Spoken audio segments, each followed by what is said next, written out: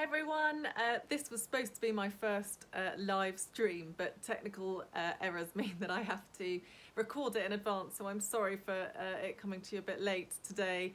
I will try my absolute hardest to sort it out for tomorrow. But yes, this is the first in my daily shake, breathe, stretch, or stretch, breathe, shake as it may be, trying to get you and your family as healthy as possible during this crucial time of coronavirus. So let's get cracking.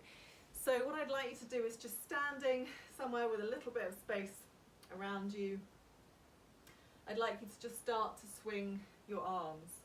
Now, movement has multiple benefits, and if you can be as mindful in your movement as possible, then all the better.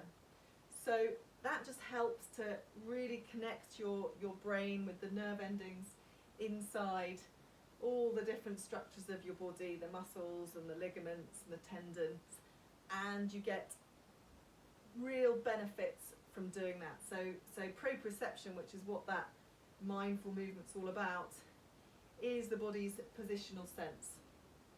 And that is one of the biggest indicators for injury. So the more mindful your movement, the better. So start with just thinking as you swing your arms from side to side. Just start focusing in on your feet.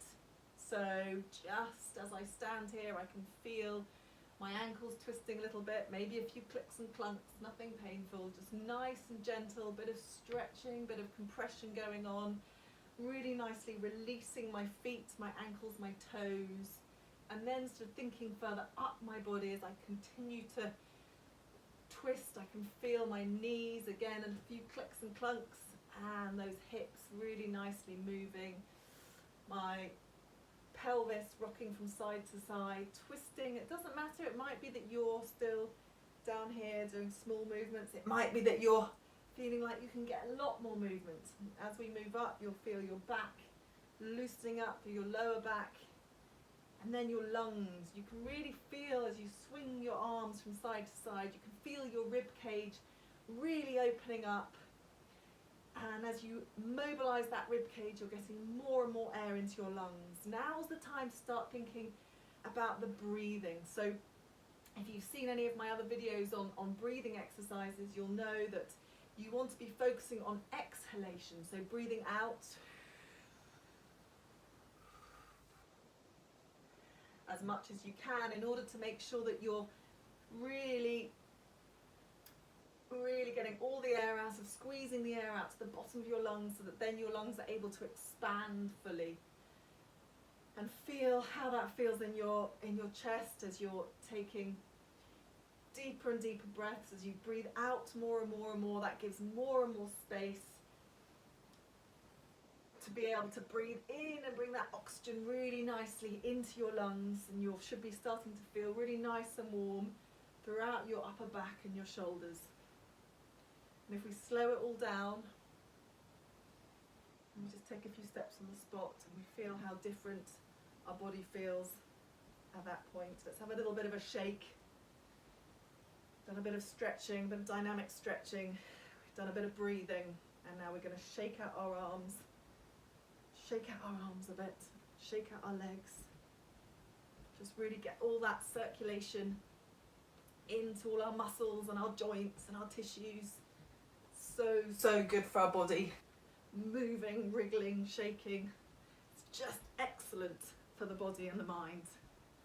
Okay, so next thing we're going to do is swing our arms forwards and backwards. Now, the reason that this is good, apart from obviously mobilizing and moving your shoulders, is that as you start to take your arms right up above your head, you also get some nice movement going with the upper part of your spine, the top of your back and your neck, and you'll feel potentially that your neck and your back are moving nice and freely. So it all should be completely pain-free.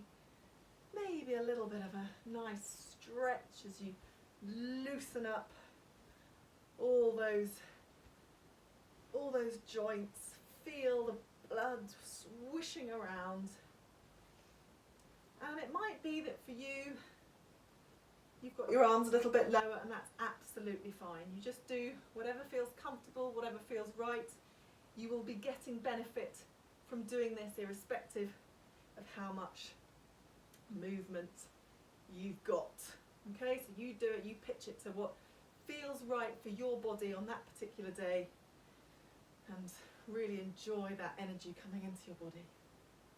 Okay, so next thing we're going to do, we're going to start to loosen up those hips. So if you struggle with this part of the exercises, then it'd be worth you looking at how to correct your pelvic posture, because you'll struggle to move your pelvis freely if your bum's tucked under too much or if your bottom's sticking out too much. So have a look on our website for pelvic positioning, or drop me an email and I'll send you some exercises to help with that. Now, we're just going to go side to side, and then we're going to start to do nice big circles. So you are going to imagine that you are drawing big circles on the floor with your bottom. So you're going to go all the way around one way, and you're going to go all the way around the other way. Big circles on the floor one way, big circles on the floor the other. Now, what can be quite useful for the back, hips, groin, loosening all that area up, is if you try and keep this upper part of your body completely still, and you just try twisting and rotating around at your pelvis and your hips. And once you've really loosened up that area, you can then start to do little hitches of your bottom one way and the other. So if I put my hands on my hips, you can see I'm hitching up, hitching up, hitching up, hitching up. And what that's doing is it's just, again, really getting some nice circulation into my hips, into my lower back, which is so good to keep the body healthy. And if we go back to those that movement of your hips, circling around one way and circling around the other, you can then try and do the opposite, which is a bit trickier, but you can give it a go. Hold your pelvis where it is and start to just move your rib cage round. Moving your rib cage round while you keep your pelvis in one position. If that's too difficult, just go back to doing your hips. Now, as we continue to circle the hips round and round and round, I'd like you to focus on that breathing again. So if you've gone back to doing normal breathing, that's great, because you only ever really want to do 3 deep breaths at any one time, otherwise you might start to feel a bit faint and pass out, so best to avoid that. But now is a good time to start doing a few more deep breaths. So let's do it together this time. So breathe out, out,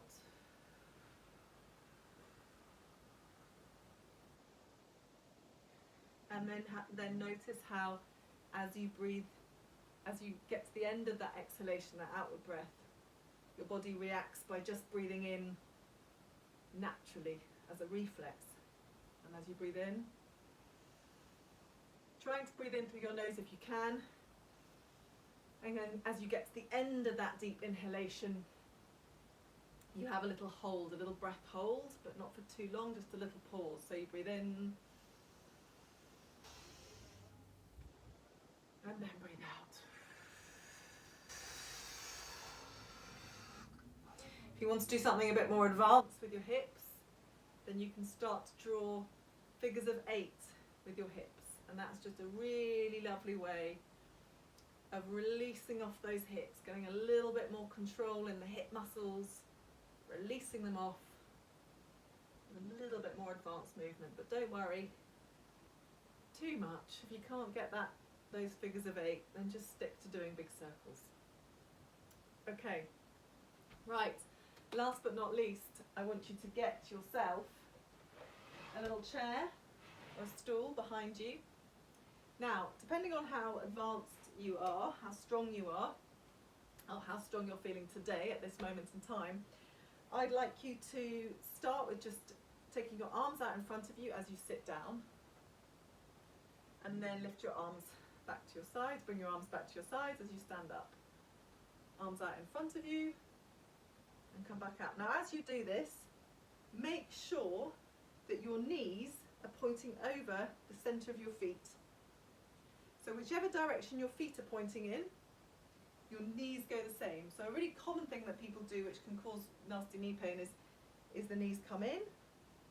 So keep the knees pointing forwards, and just do stand up and sit down. Now, if that's easy for you, then you can just go down and not actually sit down so that you're going into a squat position. So just down and up without actually sitting down. Now as you do it, it's really important that you maintain the curve in the bottom of your back, because your back isn't designed to be straight, contrary to what some people seem to be told. Your back is designed to have three curves: your lower back curve, your mid back curve, and your neck.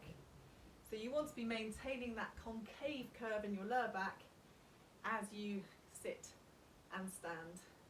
So leading the movement with your tailbone, and then coming back up again. Now, if you want to take it a bit further, you're feeling a bit more energetic, then reach your arms up to your head. Reach your arms up to your head. Good. Good. Lovely. So you should be feeling that your whole body temperature is nice and warm, and you can continue to do those as much as you like. Now, believe it or not, we're almost up to our 15-minute workout. So the next thing and the last thing that I want you to do is to start to shake. Now this is hugely beneficial, as we did a little bit at the beginning. We're just going to go back to shaking out the arms, shaking out the legs. This is a particularly fun thing to do with a bit of music. So once we've finished here, I'd recommend you put on some of your favourite tunes and have a good shake and a good jiggle. And then what you're going to do is you're going to shake your shoulders. You're going to shake your shoulders, give them a bit of a shimmy, and then the most fun bit of all is you're going to shake your bottom.